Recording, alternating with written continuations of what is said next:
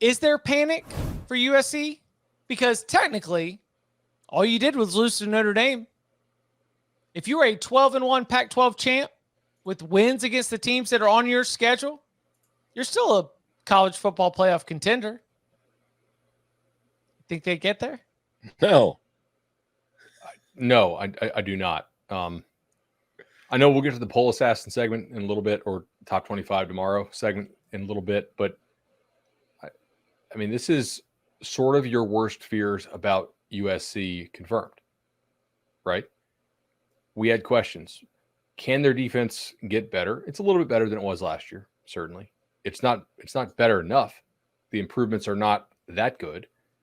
And the offense, we had been increasingly talking in recent weeks.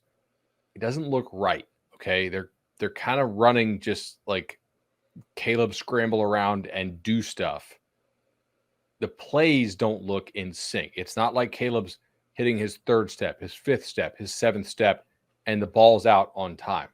The pressure has been, coming quite a bit.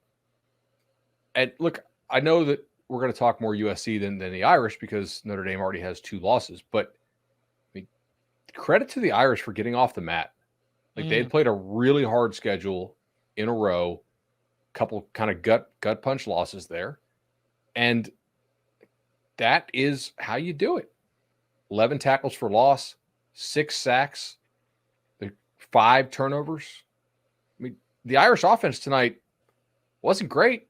Didn't do anything. They had touchdown drives of 12, 46, 2, 50, 68, and a fumble 6 for a touchdown, which is the defense, and a kickoff return touchdown. I mean, that's the kind of defensive effort you need when your offense is what Notre Dame's offense is right now. I have hopes for it to get better throughout the year, but man, USC was out-physicaled. They were not especially sharp, and there's kind of one way you can lose to this Irish team, and it's give that offense short field. That offense isn't driving the field on anybody, and they didn't have to. So congrats, USC. You played yourself. USC was so bad tonight that Marcus Freeman, as charitable as he is, decided to give him 3 free points right before halftime. Notre Dame, Notre Dame had 48 points and ran 49 plays on offense. Like they have 100. What, they have 130 passing yards total? 126. The offense didn't do anything in this game, and it's like it's one of those weird times. It's like, well, we can't blame USC's defense for this one. Like USC gives up 48 points, wasn't the defense's fault.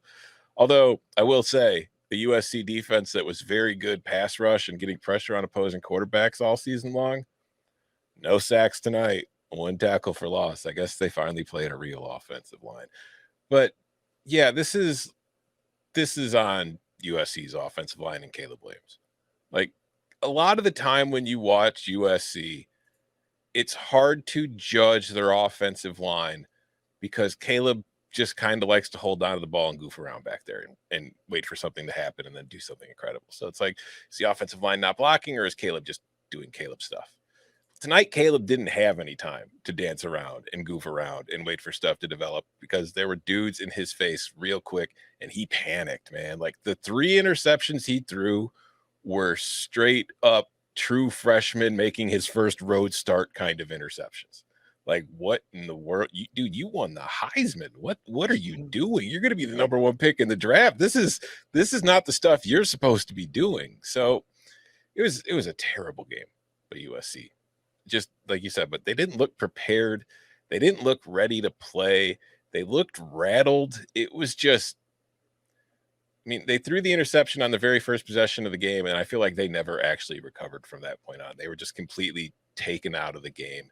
Notre Dame just put it to an end quick. Like that was the other thing too. There were the 2 chances. Like it was 24-6 at halftime. The timeout right before the half because Marcus Freeman didn't want to give up the offside call, even though USC was not going to get the snap off on time. And even if they did, it looked like they were trying to spike the ball. But USC comes out, scores the third quarter.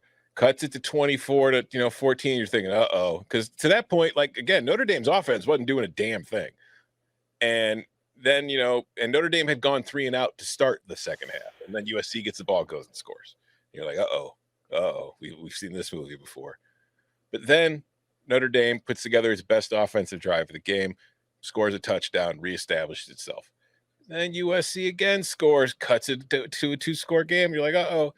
And immediately Notre Dame returns the kick, 99 yards. So it was like every time USC even gave itself an inkling that it had a chance to get back in the game, Notre Dame just backhanded it and said, nope, I hope you enjoyed that because we're just going to win the game. So, yeah, Notre Dame was the better team. And I think, honestly, Notre Dame is a team that has flaws. We have discussed a lot of those flaws on this show, so much so that Notre Dame fans really don't like us. I think Notre Dame is a better team than USC. I think if Notre Dame goes to LA and plays the Trojans in the Coliseum next week, they will beat them then too. Maybe not by 28, but they will beat them. Like for the complete reason? Their offensive line is really good. USC's isn't. Their defense is good. USC's isn't. They have the huge, well, not even a huge, Sam Hartman's good, but they have the quarterback advantage and they have the skill position advantage. And that's great. But we have seen time and time again that it's usually not enough when you play other good teams.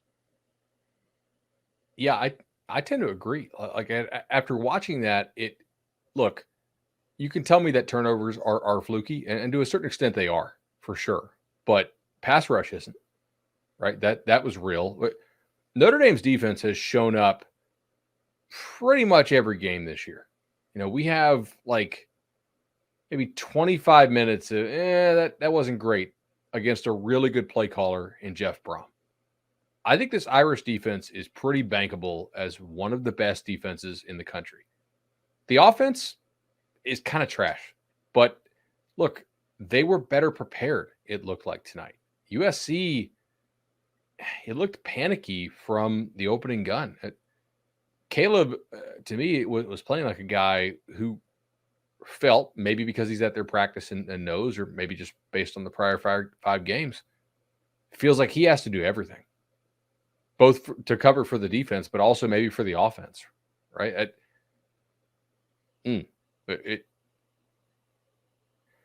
I wonder if like stuff doesn't start coming out about USC.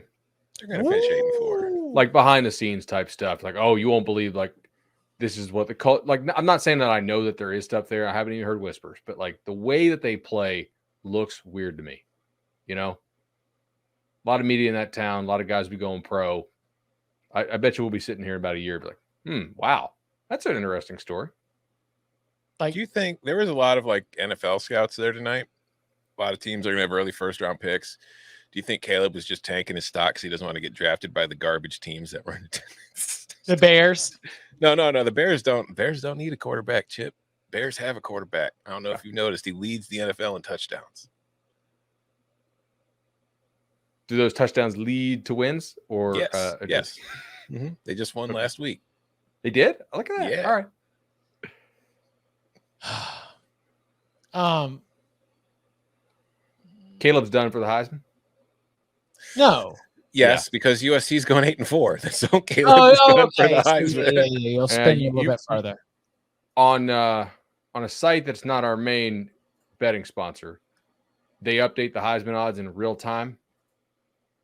That was like watching life while it's stock, man. It was just crashing.